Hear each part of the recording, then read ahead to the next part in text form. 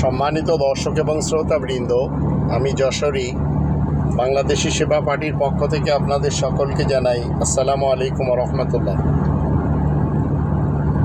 আমাদের দেশে যত ইসলামের নামে দল রয়েছে, আর আপনারা যারা সায় দিচ্ছেন যে ইসলামের দলগুলির একটি ভোট বাক্স হবে আর সেটি কোরআনের নামে হবে, তো মনে রাখবেন ইসলামের কোনো সতীন চলে না। ইসলামে কোনোভাবেও সতীন পছন্দ করে না। ইসলামে কোনো সতীন নেই। ইসলামের কোনো রাজনীতির সেক্টর নেই। একটি রাজনীতিতে বিশ্বাসী। ইসলাম কোনোভাবেও ডেমোক্রেসিকে বা অন্যান্য যত রাজতন্ত্র, সমাজতন্ত্র, মূল্যতন্ত্রকে সাপোর্টই করে না।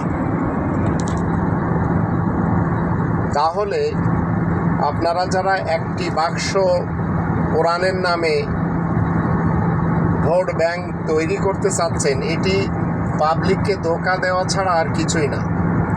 আর এইভাবে পাবলিক ইসলামের নামে প্রত্যেকটি জায়গাতে ধোঁকা খেয়ে আসছে, যারা ইসলামের ব্যাপারী সেজেছে তাদের কারণে।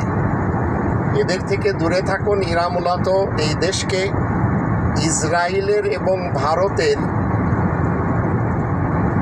পথে যেয়ে দেশকে আফগানিস্তান, আরাকান এবং ফিলিস্তিন বানিয়ে ছাড়বে।